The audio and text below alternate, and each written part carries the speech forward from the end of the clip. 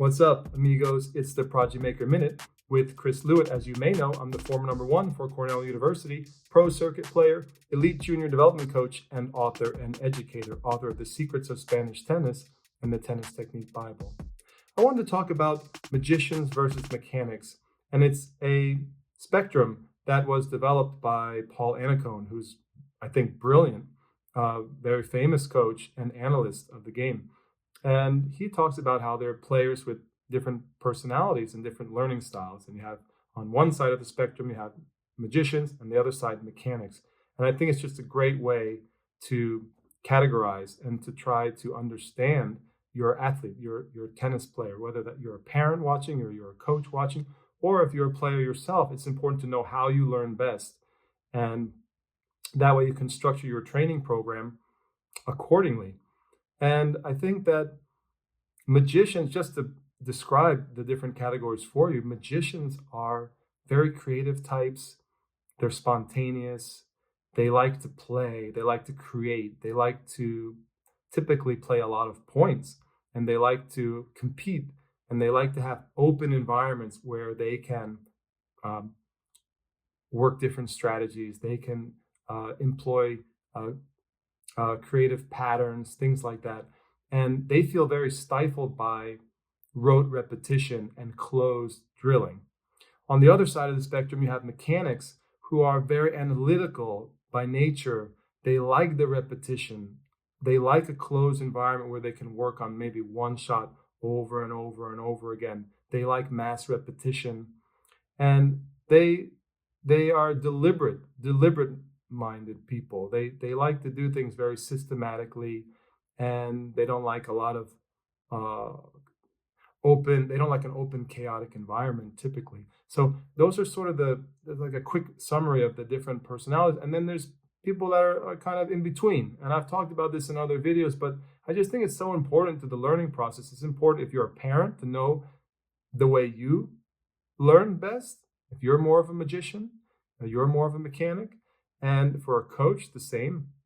And especially for the player themselves, you got to know if you're a player, or if you're a player yourself, you have to know, am I a magician or mechanic?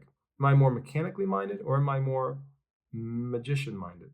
And if you have a student in front of you, if you're a coach, if you're a parent, you say, is my kid more of a magician or more of a mechanic? Does my kid like to do thousands and thousands of reps of one shot over and over again until they've really mastered it? Or do they like to play and compete and sort of figure it out in a more fluid environment?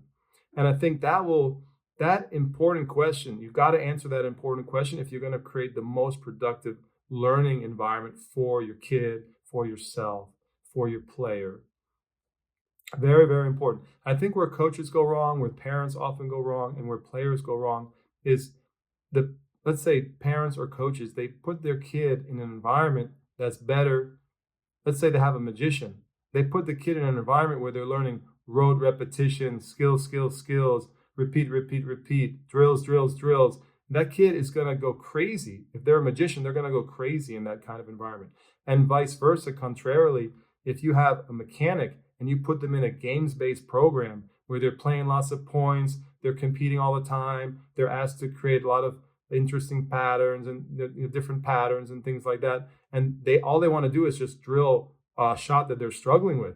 I mean, they're going to go nuts as well, and they're not going to have productive practice, and they're not going to improve at the optimal rate. So I just think it's just fundamental to determine what type of athlete you got and how they learn best, and then to try to craft your practice accordingly. And like I said, some people are a little bit in between, but consider that, guys. Think about it yourself. How do you like to learn? Are you more of a magician? Are you more of a mechanic? Do you like to go out there and use the ball machine? I can give you lots and lots of clues. I could make I think I've done a whole podcast on this, a couple of years ago. If you like to go out and hit against a wall, that's a clue. If you like to work on a ball machine, if you like when a coach brings the basket and starts tossing you balls and you work one shot over and over and over again until you feel confident, if you like that type of training, there's no right or wrong. If you like that type of training, you're definitely more mechanically minded. But if your idea of a great practice is you come and you warm up and then you compete You play baseline points, you play points with serve, you work on different patterns, you work on creating different tactics on the court, combinations, and most you generally think that a good practice is not with drills, it's with playing and making it as real as possible. You enjoy that type of environment, that type of practice. You're probably more of a magician, and I think it's very, very important to figure that out. Guys, what do you think? If you enjoyed this Prodigy Maker Minute, please watch my big show, the Prodigy Maker Show, or listen to the podcast. We have a new show coming out very shortly as soon as I get back from my trip. And guys, we are growing this channel quite quickly now. We've surpassed 3,000 subscribers, and I would love for you guys to join as well. If you like the show, you like the content, please consider subscribing and tell your friends. I would really appreciate it. Thank you, guys.